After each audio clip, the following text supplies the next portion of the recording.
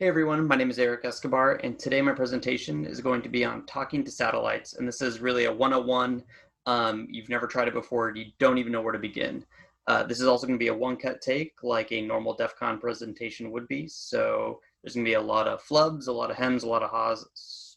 That's about it. Anyways, without further ado, let's get going. I can't even transition a slide, all right. So a little bit about me and my background. I started off my professional life as a civil engineer. I went to college, got my bachelor's degree, master's degree in civil engineering, became a professional engineer, and realized it really wasn't for me. I didn't really like it as much as I thought it was going to. I then got an opportunity to start a security analyst position at Barracuda Networks. We started coming to DEF CON 22, so I've been here for what, 6 years now, 7 years now. And I love doing anything wireless. I love wireless security. So I started playing in the wireless CTF, and we won 3 years in a row, I believe. And now I'm a village member, so now I get to help make the challenges. And yeah, it's one of those things that the reason I start off with this is because I forever feel like a noob. I forever feel like the imposter syndrome is a real thing. And this talk is more of a, I'm not an expert in this, but it's something that I find really interesting, and it definitely encapsulates that hacker mentality. So if this is your first DEF CON, you're going virtual, you're watching this talk, don't hesitate to get your feet wet, to reach out to people, because at the end of the day, I feel like everybody feels like a noob. And if they don't, then they definitely are a noob. So that I basically just want to give my background, that I didn't have a computer science degree. I didn't have a formal background in computer security or really anything at all except for civil engineering. So don't hesitate to get yourself out there.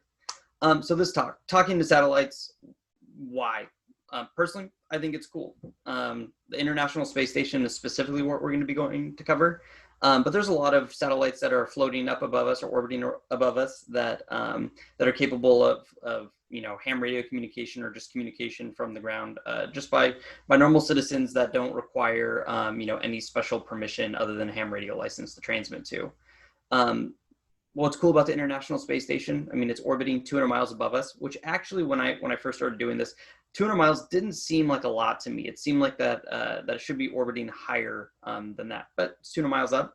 It's going roughly 17,000 miles an hour, and that's 10 times faster than a bullet, just to kind of put it in like rough perspective. And it's orbiting so quickly that it can go around the entire planet in about 90 minutes, which I think is incredible. And it's also the most expensive object ever built, which is kind of neat that just being a normal civilian, I can talk to the International Space Station and even to astronauts on the International Space Station with just general equipment and just a ham radio license.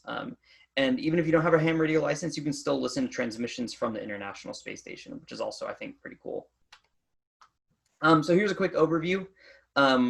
Basically, we're how to talk to ISS on the cheap, the hows and the whys of why you'd want to do it and how you do it, the gear that you're going to need, the software that you'll need, the rough skills that you might need to have or brush up on, timing when you're going to talk to the International Space Station, because it's orbiting every 90 minutes, and there's only very narrow windows that you can actually try and communicate with it on.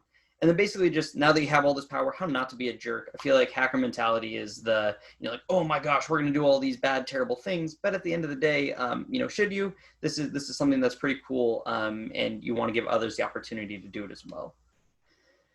See, moving on. So the hows and whys. So there's ARISS, which is amateur radio on the International Space Station. Basically, this is up there for educational purposes. It's community driven. It's one of these things that kind of inspire the heart of people of, hey, what are we going to do with space? Why is space important? So I think it's kind of cool that they have a couple, amateur radio stations on board the internet, or not stations, but I guess transceivers on the International Space Station that are meant for amateur radio operators to interact with. Specifically, what we're going to be talking about is the 2-meter packet radio that's unattended on the International Space Station. There are definitely some attempts that you can have where crew members might be staffing the International Space Station and actually on the ham radio that you can talk to via voice. However, to try and get that to work is it's a far more limited, and you have to plan far more up in advance.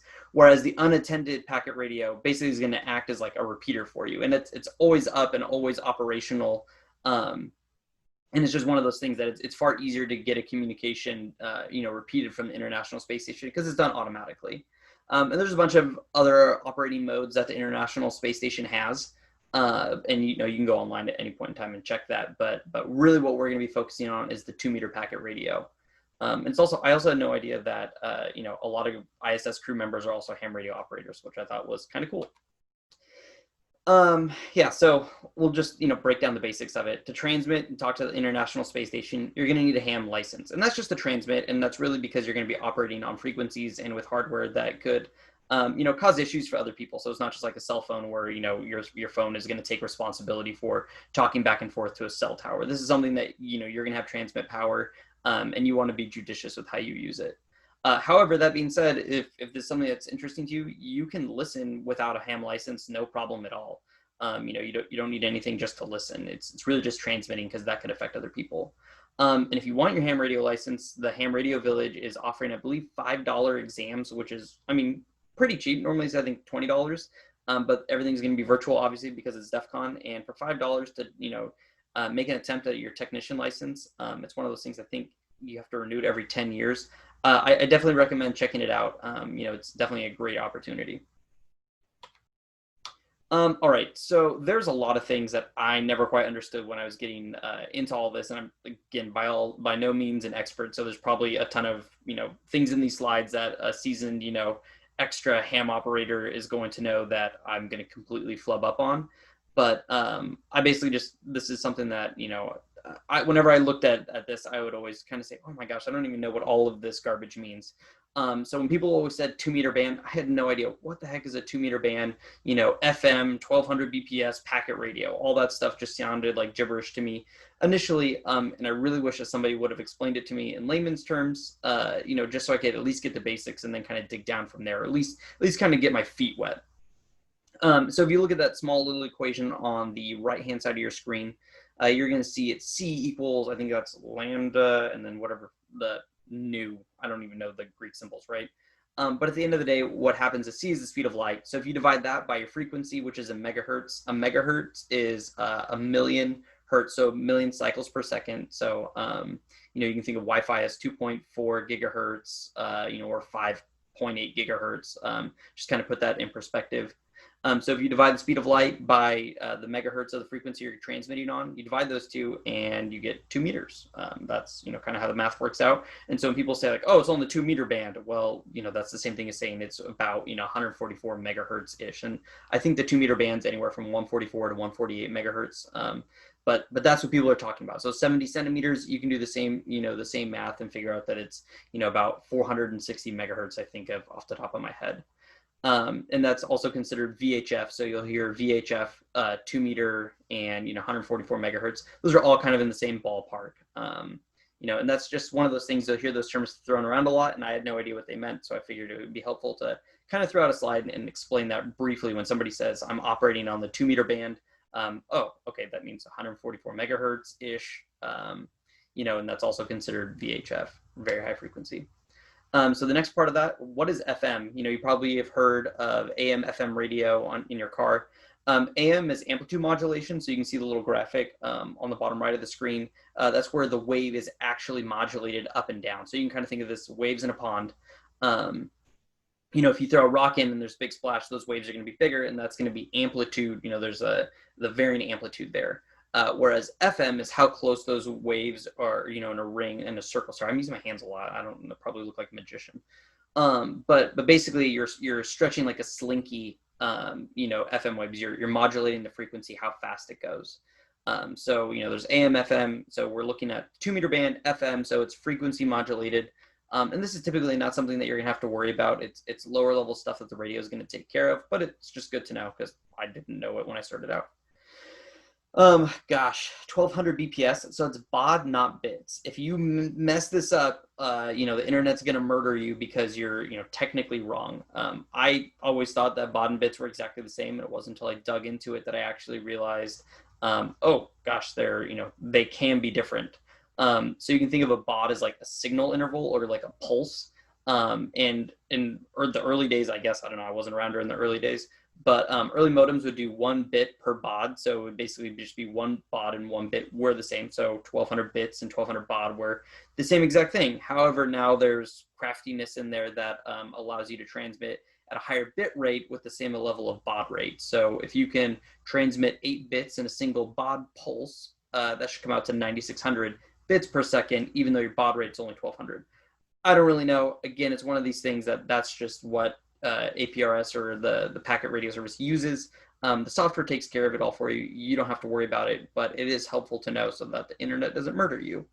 And then the technique that is used for, like, packing things, you're packing 8 bits per single baud, is called quadrature amplitude modulation. Say that at a party and no one will want to talk to you. So it's one of those things, again, super nerdy stuff, but it kind of helps to know. For me, you can look at that and at least kind of digest it and understand, maybe not why it's that way, but at least that that's what all of these things mean. When somebody says, oh, 2-meter band FM at 1200 baud, you kind of know what's going on there. And then packet radio, I guess to me this wasn't any news, but it's packetized data, right? And so that's one of those things where instead of it just being a continuous flood of data, all the data comes in packets. And especially for for APRS, it uses the AX25, which includes your call sign. And I believe for FCC requirements, you need to transmit your call sign anytime that you're going to transmit, power out into the into the atmosphere. And so this basically satisfies that. But yeah, data comes in packets, and what happens is, say you have like a small walkie-talkie, or not walkie-talkie, but a small handheld radio. If you were to transmit on that small radio, what's going to happen there is it is going to get sent out, at not a very far distance. And so the goal of the packet radio service, or I think it's packet reporting system, I can read my slides, is basically to repeat that information out farther. So your handheld, radio is going to only make a certain distance. Hopefully it gets far enough away that, that it can reach a larger repeater that's then going to take your message and repeat it.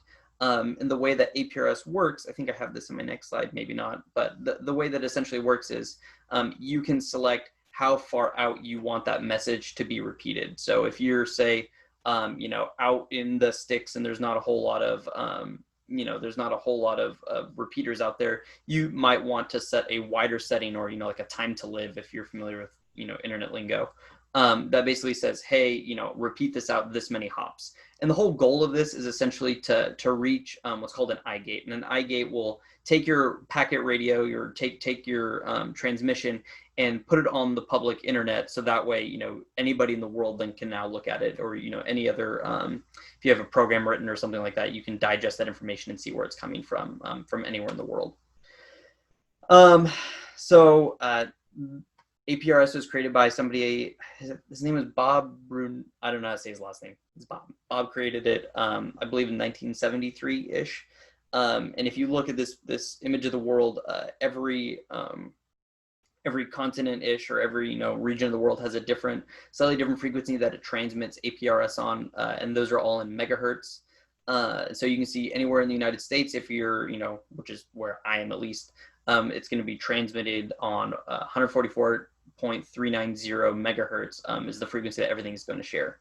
The kind of bummer part about that is that because we're all using, and say we ham operators, if we're all transmitting 144.390 megahertz, well, your transmission will interrupt somebody else's transmission. So there's a lot of room for collision, especially when you figure that every time you transmit a message, what's going to happen is that's going to be repeated by any number of other larger repeaters. So there's a lot of potential congestion in there.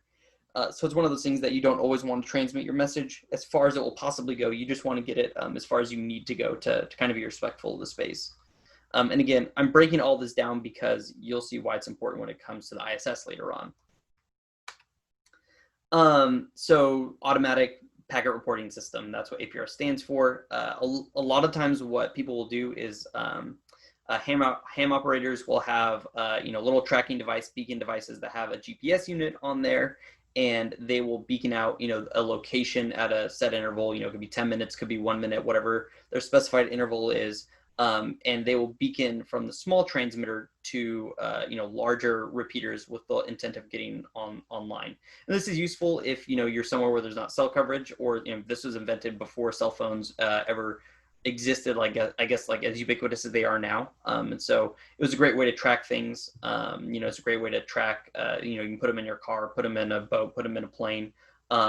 People have used them for hot air balloons, and just all sorts of things where maybe cell coverage isn't going to fit. This is a great way to track assets, really. So you can see from this little image there, this is kind of like the traditional, what people think of when they hear APRS or, packet radio. They think of a radio that actually transmits the signal. They think of, there's a little device, I think it's called a terminal node controller, TNC, which basically takes your GPS data and any message data or any other additional data, and it basically makes that into an audio format. It encodes it into an audio format that then is transmitted out by your radio. So that's kind of the traditional way that this looks. However, things have changed now since everybody has cell phones.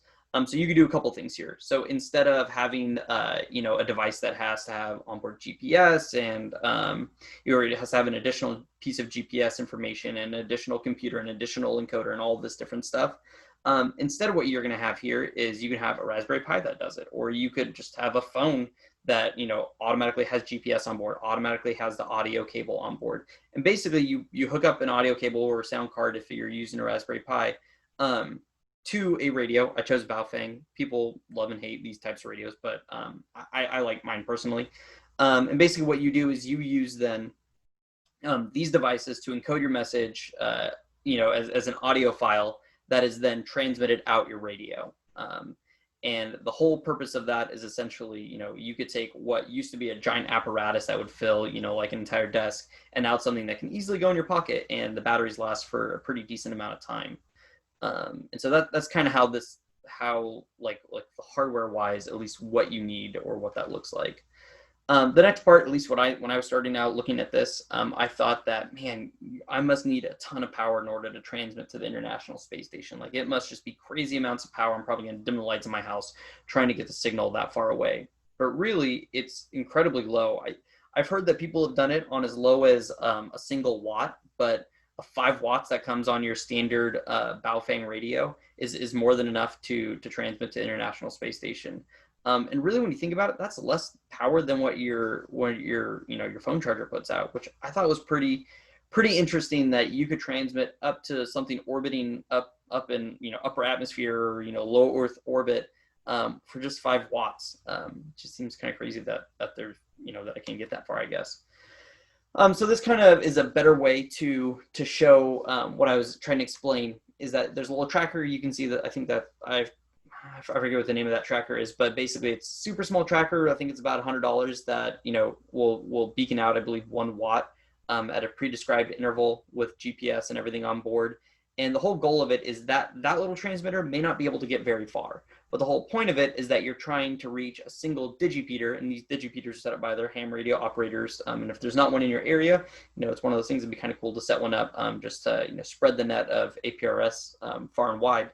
But essentially, the whole goal is for that little tracking device, or any other end node that you maybe have in your pocket or whatever, to transmit to a higher powered digipeater, or repeater that digitally repeats it, with the express purpose of really trying to get it to a larger gateway. And the gateway, in this case, is an iGate, and an iGate can then connect it to the internet. The nice part about that is that once it's connected to the internet, there are websites like APRS.fi, which will aggregate all of this data globally, so you can look around and see all the devices that are transmitting out and about in the world. And you can look at the other side of the world and just see all the devices that are out there. And there's weather stations, there's hot air balloons, a lot of cars, boats, planes, you name it. There's a lot of devices that are tracked on APRS, and it's kind of neat to be able to see where all these devices are out on the internet.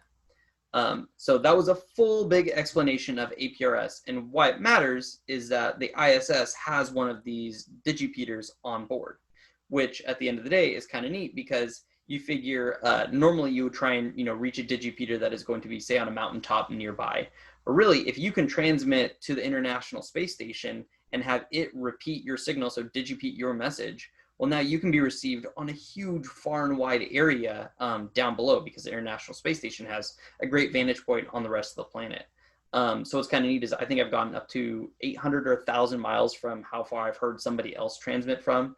And likewise, normally to transmit a message that far to 1,000 miles, you would need a decent amount of power, a great vantage point, and everything would need to be kind of go right to transmit on especially VHF or the 2 meter band that far. Whereas now with the International Space Station, because of its vantage point in space and clear line of sight, down to the Earth, you can transmit your message really far. Which I just think is really cool that the most expensive object that that's ever been built, that we have the capability as as amateurs to be able to transmit and relay a message off of it. I just think it's kind of neat. Yeah, so this is a website. If you go to ARISSnet, it looks like what a website would look like if I made it. The graphics aren't crazy, but at the end of the day, it's really cool in that it aggregates all of the stations that heard the ISS and have transmitted to the International Space Station. So again, you don't need any hardware at all. If you have a phone, you can pull up ARISS.net and basically just see, oh, what stations around me have heard the International Space Station? Where is the International Space Station? What messages are coming off the International Space Station? Again, because the whole point of it, or maybe not the whole point of APRS, but at least a takeaway of APRS is that if that information all gets aggregated online, you can see it from anywhere in the world, which I think again is kind of neat. So let's talk about the hardware. I have made the horrific mistake in the past of trying to post links to hardware on my slides, and then I find a better price somewhere, or I find, oh, it's not there anymore. So what I'm going to try and do this time is, if you want to look at the hardware, I'm going to try and keep an up-to-date list at github.com. Again, you can see the link right there, and the whole purpose of that is so that I can update this list and find better prices or whatever, because things change, and there are better spots to potentially get some stuff at. So again, this is kind of my go-to hardware, which again, if you look at it, it's pretty darn cheap. You're looking at $35, $20, $10, $8. You're looking at under $100 to be able to transmit a signal to the ham radio, to the International Space Station, which again, for that price and the skill requirement and just being an amateur and a civilian, I think is pretty cool. Baofeng radio, this is a cheap Chinese radio. I personally really like them. I know a lot of people on the internet have hate for them, but it works well for me, and I find that it, for $35, it's a great way to just, not break the bank, but really figure out if ham radio, just in general, is going to be a good hobby for you. It has a lot of other capabilities. You can listen to normal FM radio, it can be a police scanner. There's just a lot of other stuff that it can do, and so I really like it. And for $35 on Amazon, you can't really beat it. So let's see. So it comes with what's a little stick antenna, like what you'd see on a walkie-talkie. That's what, if you were to buy this Baofeng radio, it would come with. But you can build a directional antenna, which is what you're going to want if you're going to talk to satellites or the International Space Station, because a traditional stick antenna is going to radiate its signal out kind of like a donut. So if you were to hold it like thumbs up, so the antenna sticking up, it's going to radiate out like a donut. And I should probably have a slide in there that has, these radiation patterns. But really what you want is a directional antenna that kind of focuses that beam more like a flashlight, into the general spot in the sky where you're trying to focus all of your energy. And so for $10, $20, you can really build your own antenna, which I think is even cooler. And then you need an audio cable, an audio card if you're going to use the Raspberry Pi, or if you don't want to use Raspberry Pi at all and you're just going to use your cell phone. Typically most people have cell phones, and so just an audio cord for that. Under $100, you can no problem transmit the International Space Station. And again, I'm going to try and keep this updated. If there's something missing from it, I'll hope to shoot me a message and I can update it or see if there's really anything else out there. And again, it's one of those things, for the amount of money, what you get out of it, especially because I'm sure a lot of you have kids that are home from school, or maybe you're a kid that is learning remotely now. What an awesome project for under $100 to learn about physics, space, orbits, math, all these things that are super nerdy, because I'm a super nerd, but really there's a lot of other applicable lessons to other stuff out there. The other thing that you're going to want to do is turn on Vox. Again, this is one of those things that I'm probably getting internet hate mail for. Vox is voice operated switch. So basically you can think of it as when you start talking, the radio is going to detect that you're talking already, and it will then start transmitting right away. That's nice because that means if you plug an audio cable in from your phone or from a Raspberry Pi, the second that it starts playing audio over that jack, it's going to start transmitting. Why this isn't ideal is because there's always a little bit of space of, a little bit of transmit time after you're done talking where the radio is still on, and that can mess up some communications. So it's not ideal. You really want push to talk, but if you're just getting started, it doesn't hurt just to use Vox just to get your feet wet. That's my personal opinion. Again, I'm gonna get hate mail, I'm sure, but whatever. So I own an arrow directional antenna from, it's very similar to the one that's in that image right there. It's like $150, which is more than the entire cost of the project. And if ham radio is potentially something you're not going to get into, are you going to want to buy some giant antenna? I don't really know. Personally, I have one because it's something that I really enjoy. However, it's $150 and it's pretty steep. Or you could build your own. And this is one of those things that I was just, checking stuff out online, and I saw that somebody had built their own directional Yagi antenna for like $10 in like PVC parts and like a measuring tape, which is like perfect because I build everything with Raspberry Pis in PVC anyway, so I had a lot of that basically just lying around. And a measuring tape, which funnily enough, I didn't even think about it, but I guess it's, measuring tapes are steel, and so as long as you basically sand off the tips of your antenna to solder your cables to, it's one of those things that, oh wow, that's kind of neat. Like you can make an antenna out of a steel measuring tape, and it folds up nicely too, which is the added benefit. I'll have a link to this on that GitHub page that I mentioned, but if you just want to Google it right now while you're watching this, if you just do Legios, I don't know how you say it, that's how you say it, but that's how I say it. And then Yagi, all the instructions, the build list, everything. I'm not going to go over all the super details or my time lapse of me building mine, because it's not really necessary at all. Just go online, look at it. Plenty of other people have done a lot of work to make that pretty nice. So it's one of those things too that, like, I personally think that this is a nerd merit badge to build your own antenna. That's one of those things. If you're a student, if this is interesting to you, it kind of gives you a little bit more stake in it, not just to like, oh, I bought all this stuff off the internet, put it together, and I can talk to International Space Station. There's a little bit of that like hacker spirit, hacker mentality, just to like, I built this antenna out of raw parts, and kind of cobbled it together to get it to work. And to me personally, I think that's kind of neat, just to, kind of have this project of like, yeah, this is something I built with my hands, and, I'm talking to the most expensive object, that humanity's ever built, arguably, right? And it's just kind of cool to me that you can talk to International Space Station with PVC and a measuring tape and like a radio that you bought off Amazon. And it takes about an hour to build. If you have kids and you want to at all get them interested in space and engineering and STEM stuff, or just to get their hands dirty, I think this is personally a really cool project, and it's not going to break the bank to try it. And let's see, I don't know why I can't change sides. Oh, there it goes. So this is my antenna up on top of my patio. It's all on top of my patio, obviously, so I can get a better line of sight. And I keep everything in a nice little ammo box, and I use a tripod. But again, you can just hold your hand out there with an extra piece of PVC, and it works just as well. It's one of those things that it looks homemade, and that's what it is. But you're talking to a satellite with a homemade antenna. I think that's pretty cool. So obviously if you build your own antenna, you're going to have to tune it a little bit. Luckily, if you follow the instructions online of the antenna that at least I made when I went to tune it, and from what I've heard from others, when they go to tune it, everything is pretty spot on if you measure things carefully. But the way that you tune your antenna is by looking at the standing wave ratio, or SWR. And this really just measures the performance. I like to think of it as, say you have a tube of gift wrap, right? And you shout down that tube, how much of your sound that's leaving your mouth going through the tube is actually making its way out the tube.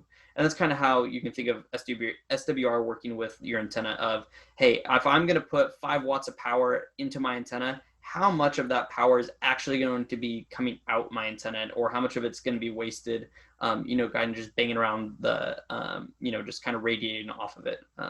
So it's one of those things that if you know a ham radio operator, I'm sure they have an SWR meter. You can buy a cheap one online for $20. I don't have one of those. I don't know how well it works. I personally have a Nano VNA. It was like 50 or something dollars online, and it does a bunch more stuff other than just looking at SWR, but it's really small, has a battery. I personally really like it, but again, if you're trying to not break the bank, maybe a $20 one online is worth it, or you find a ham radio operator that you just say, hey, can I plug this in real quick and test it? There are plenty of older ham radio operators that would love nothing more than to talk radio and talk shop. And it's a great way to build a community, build a hobby, because ham radio operating is an aging hobby. Just go to any ham radio operator meeting, in your city, in your state, and wherever you're from. And it's definitely an older person's hobby, but I don't think it has to be that way at all. The next thing is it's really just one of those things that if you follow the instructions, you can probably have a pretty good SWR. And again, I think mine when I did it was 1.3 to 1, which I think perfect SWR is 1 to 1. To me, this is just magic. I don't really understand how it works. I just know that you want your numbers to be as close to 1 to 1 as possible. Again, if I'm wrong, shoot me a message and let me know, and I'll update the slides. So the next piece of this is the software. Again, I have lots of Raspberry Pis lying around from a bunch of other projects. So I personally like to use Raspberry Pi. I use the software called Direwolf. It's just an apt-get install. Again, if you check out the GitHub page, I'll have the instructions on how to set it up perfectly, as well as my configuration files to kind of mess with, so you can look at them and not have to recreate it from scratch. And then when you install Direwolf, it'll also install KissUtil, which is what I use to be able to transmit messages into Direwolf. And then the next thing is there's a tool called Zaster. I don't know how you actually say that because it has an X and a stir in it. So I don't know. I assume that's how you say it. And this is a more of a GUI tool that you can have on the Raspberry Pi, which is kind of neat because you can see it'll automatically plot where radio transmissions are coming from as they come in through APRS.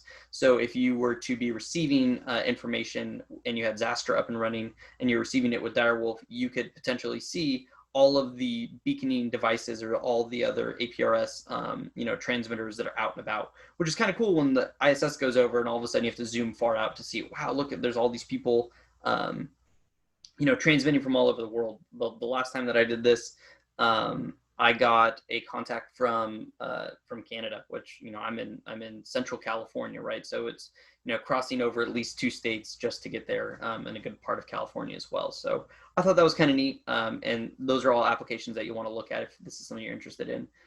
There's also a lot of APRS applications for phones. I personally, like I said, I use the Raspberry Pi, so that's not something that I've checked out a couple of them for iOS, but I haven't played with any of the Android applications. So it's one of those things that I would just recommend checking out an app. You can get trials, I'm sure, of all of these applications and just try it out. Hook up an audio jack to your phone and, just plug it in your Baofeng and you're off to the races. And it's one of those things that your phone is kind of the perfect device. It has a battery, has a GPS, has a nice touch screen, and it can encode audio like nobody's business. So it's one of those things that before, like I said, you'd have a desk full of equipment, and now it's a phone and a radio, and that's all that's really required, as long as you have the audio cable in between. Let's see. So the next part of this is planning your paths of when the ISS is going to be over. This is a screenshot from my app when I was doing the slides. I use this application called GoSat Watch. It's for iOS. It gives you a little bit of augmented reality, which I really like. So what you can see, at least from this screen, is you can see that this is currently where the International Space Station is, and you can see what its orbit is. It's kind of cool. It gives you statistics of how high it is. So you can see it's 264 miles. Orbiting, that's its altitude, elevation. I don't know what the technical satellite term is for that. It's also going 17,000 miles an hour, and then you can kind of see how far it is relative to where you are. And what's nice is that if you are trying to make some communication, if you're trying to digipede off of the ISS, what this app allows you to do is if you hit the sky button down below, you can actually hold up your phone, and since it has the compass and everything in there, it'll kind of orient as to where you want to point your antenna up in the sky to be able to get your best transmission or your best point of contact. And it gives you live stats. It'll notify you on good passes, and then you can, based upon where you are, you can see all the different times of day or night when the ISS is going to come. And then it also does a ton of other satellites. And that's another thing that I probably neglected to mention, is that this is just talking to this talk is just going over talking to the ISS, but there are tons of other satellites out there that also perform basically the same operations. 1 second, I'm going to pause this. All right, let's see. Sorry, I had to resume it. But yeah, so this application is great. I think it was like $7 in the App Store, but there are plenty of other applications that probably do similar things to just check out. It's worthwhile at least. And the other thing too that again I really like about this is that it'll notify you, and you can point this app up and you can see like where in the sky it is, and that matters for a couple of reasons, which I'll go over here in a second. So when you're planning your pass, you also have to take into effect the Doppler effect. I really like I'm not sure if anybody's seen Big Bang Theory. I'm sure plenty of you have. Sheldon's costume of the Doppler effect. I just had to throw it in there. But you've all heard the Doppler effect before. It's, if an ambulance or police car is going by you, so you can see the little graphic down below. If it's going away from you, the sound will appear, slower because it's a lower, longer wavelength. And as the car's approaching you, it'll be higher pitch because it's a smaller wavelength relative to the object that's traveling. And because the International Space Station is traveling at 17,000 miles an hour relative to where you are on the planet, it's actually having the frequency, its frequency that's on board is Doppler shifting. So when it's coming by you, it's going to be at a higher frequency, so it's going to be 145.825 megahertz plus 3.5 kilohertz. And then as it's leaving, so as it's going away from you, it's going to be a longer wavelength. I hope I did that right. If not, again, whatever, you understand. That depending on where you are situated on the planet and where the International Space Station is either approaching or leaving you, it's going to change slightly the frequency that you're going to have to tune your radio to. Personally, what I do for this is I try and find a pass when the International Space Station is as far overhead as possible, or as close to overhead as possible, because then there will be no Doppler shift that I really have to take into account. And again, a single pass is about 5 minutes, so you don't have a lot of time to really fiddle with your radio and try and readjust or do anything like that.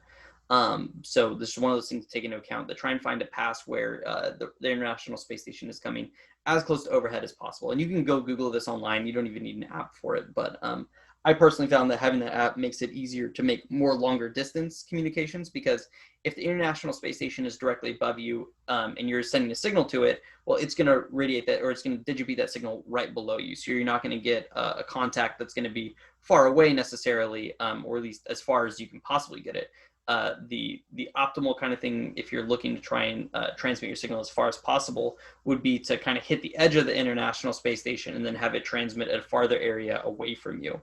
Again, it's one of those things, you can see, I'll go back a couple slides, you can see the size of the area that the International Space Station covers. So at any given point, you can hit, that's a large portion, of whatever that landmass is, Asia and Europe. And then if that were to fly over the United States, it covers a good portion. And when it flies over California, you can hit Idaho, Colorado, again, depending on whatever its orbit is.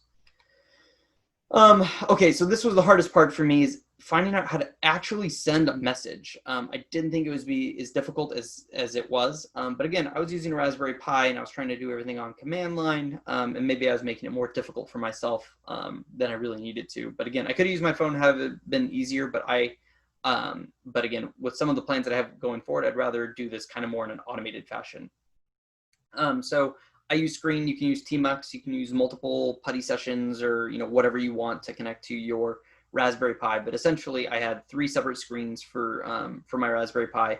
I had Direwolf that ran my Direwolf configuration. That's what -C is. -T is to not do any color on the output of when Direwolf runs. I have the KISS-util, which is installed when you install Direwolf, and basically I have the folder RX and the folder TX that, if anything I receive will go into the RX folder, anything that I transmit will go into the TX folder. And so that's kind of nice because I can just drop text files in there, and then the KISS-util and Direwolf will take care of converting that to audio and then transmitting it out, which is awesome, because then at that point you can script up whatever you want. You can do things in an automated manner or manually. But again, you only have 5 minutes or so that you're trying to communicate with the International Space Station, and then even more of a narrow window when it's directly above you or when it's kind of prime time. And you don't want to necessarily, you want to have everything set up in such a way to where you can send out a single message per pass, or maybe just a handful of messages per pass, because there are other people also trying to communicate with it. And if you remember, the International Space Station is operating on a single frequency. It's operating on 145.825 megahertz, which again, I don't know if I put that in notes, but again, it'll be, you Google it, right? Like it's out there. But only one person can talk to the International Space Station at a time. So you don't want to be constantly transmitting, because then you'll prevent other people from also communicating with it. So basically what I had is on I believe every minute interval, I would have it, copy my message.txt into the transmit folder, and they would shoot that message off, or, transmit that message off, I guess I should say.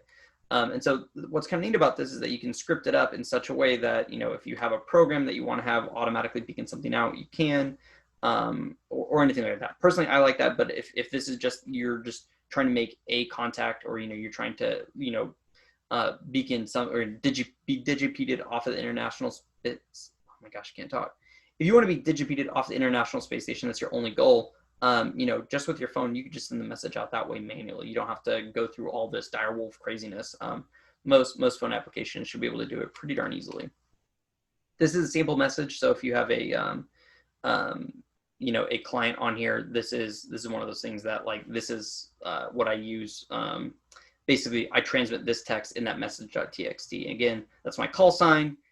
When you see my call sign, or so then you see ARISS, essentially all that means is that you want to be digipeated by the International Space Station. That's its call sign.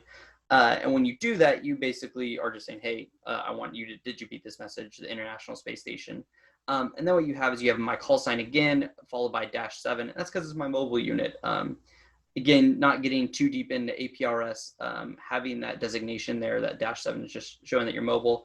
And then the next, digits and numbers right there. It's kind of a weirdly encoded way that I had to Google how to do of what your current GPS coordinates are. And then after that, you can see, your message. So digipeating, DEFCON 28 Aerospace Village out to the International Space Station, which then gets relayed, down to ground stations that receive that message, and then off to the greater internet. This is the folder structure. So when I run direwolf, I run it from my home directory. Direwolf config is right there, and then I have a TX and an RX folder for the messages that I'm going to send go into the TX folder, and messages that I'm going to receive come from, or get placed in the RX folder. Let's see if I can get this. All right, so some of the things going forward, I think, that are important to cover. So my goal with this is I want to automate it. I want to make some rotors, and rotors, if you're not familiar, are basically what it would allow. Rotors would allow me to change the elevation, up and down. So like if you're looking like a tripod's a great example, right? I could change the orientation 360 degrees like a compass, and then the elevation up and down. Because it'd be really cool if on the Raspberry Pi you had some software that basically tracked where the International Space Station was, and anytime it was up overhead to transmit a message automatically. So that's kind of my idea of what I think would be kind of neat. So we'll see how that goes. And then I would also like to see, how far away can I hear from, or how far could I be digipeated by the International Space Station? And if you kind of think about it, out onto the horizon. So if you were out, basically to the horizon, that would be 0 degrees. But obviously there are trees, there are houses, there are all those things in the way. And so there's a point at which, you can hit the International Space Station, with a signal. Maybe is that 20 degrees? Is it 30 degrees? Is it 40 degrees? The higher the elevation is relative to where you are on the ground, the easier it will be to communicate with it. So it's one of those things that automating it, I think, would be kind of neat. And I also like to investigate looking at other satellites. And basically just seeing what else is out there. A huge thank you to AMFM and ARISSnet, just because checking out that website inspired me to try and get on the board. And same thing with AMSAT. There's tons of great information there on how other people have had successful communications. And really, at the end of the day, I think this is just something that's kind of cool. The hacker mindset here of just kind of scraping and cobbling together all these things to really do something that's kind of neat to be able to transmit to the International Space Station. Not to mention too that this is how you can transmit to a lot of other satellites, and it's really kind of covers the basics in terms of what's required to talk to a satellite, right? There's a whole bunch of different satellite orbits, a whole bunch of different satellite communication protocols, frequencies, modulations, and this is just dipping your toe in the water of what's available and what's out there. And it's for honestly a pretty small budget, right? For $100, $200, you could get a really solid setup to communicate with the International Space Station with other satellites. With just a ham license, just be an amateur radio operator. And if you just want to hear, if you just want to listen to what gets transmitted, you can do that without a license. And really, you can just get a Baofeng radio, your phone, and it doesn't even have to be a directional antenna at that point. If you just want to listen, you can have an omnidirectional antenna, which is basically just a longer version of the normal stick antenna that would come with the Baofeng. Again, I'll post links to everything on that GitHub page, but yeah, at the end of the day, this is a great way just to get started if it's something that you're interested in, and then from there, who knows how much farther you can level up, and what other satellite communications you can do. You can spend thousands and thousands of dollars and sink a full-time work week into all of this stuff, especially as an amateur. So it definitely helps to have a good starting point and to have a good point in time of like, this is something that I can measurably check off a list and do. And especially, again, I know that I've said it a bunch of times, but if you have kids at home, if you're a kid at home, this is a great project to really get your feet wet, and you learn a ton of different principles from physics to, radio to computers to, protocols to just there's so many small lessons intertwined that I just think it's kind of one of those perfect projects to, to basically figure out if it's for you, if ham radio operating is for you, to find out if chasing satellites across the sky is for you. So again, I encourage you to take a look at it. Feel free to check out the GitHub page. I'll post some of my contact information on there, along with the links to all the hardware and all the apps and all the things that I've mentioned. And yeah, hope you enjoyed the talk. See, how do I pause this thing?